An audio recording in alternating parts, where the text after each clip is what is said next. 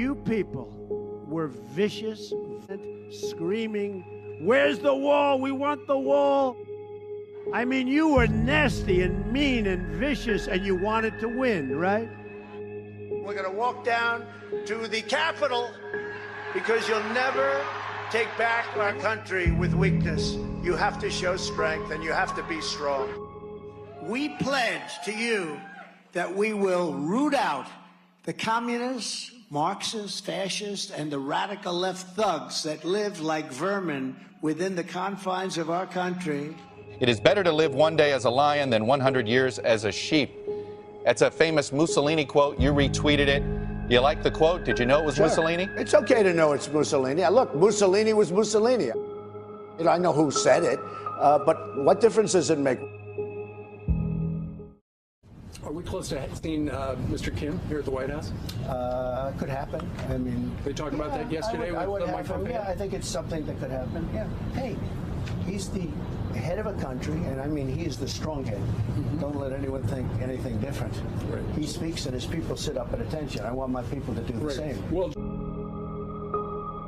and you got to give him credit. How many young guys, he was like 26 or 25 when his father died, take over these tough generals, and all of a sudden, you know, it's pretty amazing when you think of it. How does he do that?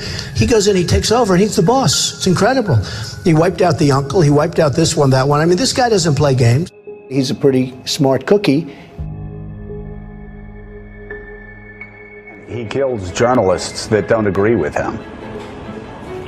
Well, I think our country does plenty of killing also, Joe, so, you know. But think of President Xi, central casting, brilliant guy. You know, when I say he's brilliant, everyone says, oh, that's terrible. You call him. Well, he runs 1.4 billion people with an iron fist. Smart, brilliant, everything perfect. There's nobody in Hollywood like this. Yeah, John is great, and Xi is a great gentleman. He's now president for life. Hey, look, he was able to do that. I think it's great. Maybe we'll have to give that a shot someday. I have the most loyal people. Did you ever see that? Where I could stand in the middle of Fifth Avenue and shoot somebody, and I wouldn't lose any voters, okay? I was going to joke, General, and say at least for 10 or 14 years, but we would cause bedlam if I said it. So we'll say 6. It's funny, the relationships I have, the tougher and meaner they are, the better I get along with them. You'll explain that to me someday, okay? We have Republicans who are rooting for Russia, and that makes it very hard for President Biden to get the whole country to go along when Donald Trump, Mike Pompeo, and Tucker Carlson are rooting for Russians, and that's being replayed on Russia TV to rally Russians for this cause. You know, it's such an awful thing to say. We hesitated even to play that. It's very common. You hear it every day. The question is, why are they saying that? It doesn't make sense. Because people are dying on the front lines. You think it's a joke? Why do I care? Why do I care what's going on in the conflict between Ukraine and Russia? And I'm serious. Like, why do I care? I'll tell you why. And why shouldn't I root for Russia, which I am? Because those of us who are watching, myself, who think preserving democracy is important. When Dick Cheney said what the Russians did was an attack, I don't care. It was a warlike attack on the U.S. Any of these people actually tell you why Vladimir Putin is so bad? Why is he so bad? He's bad, Chuck Todd says. Okay. Speak slowly so I can understand. He's the boogeyman. Step out of line and you're a traitor in league with Vladimir Putin. Let's put his picture on the screen. Can we get his picture on the screen? Democrats in Washington have told you have a patriotic duty to hate Vladimir Putin. It's not a suggestion, it's a mandate. It might be worth asking yourself, since it is getting pretty serious, what is this really about?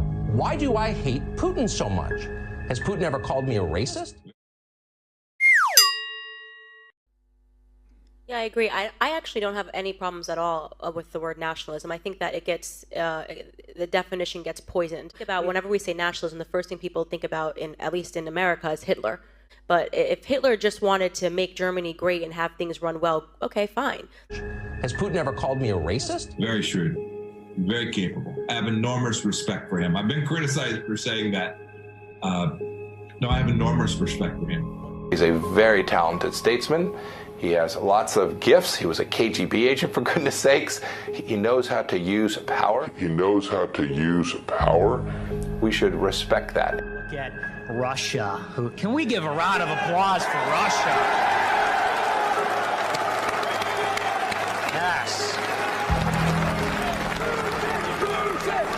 start with not praising Vladimir Putin as a great leader. Donald Trump and Mike Pence have said he's a great leader. And Donald Trump has Putin's been a very strong leader for Russia. Vladimir Putin has been a stronger leader in his country than Barack Obama has been in this country. Putin decides what he wants to do, and he does it in half a day, right?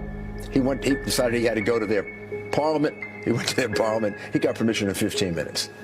Well, I mean, that was kind of like a perfunctory. But he makes a decision and he executes it quickly. Then everybody reacts. That's what you call a leader. In that meeting between the two dictators, what we are seeing right now, this is history.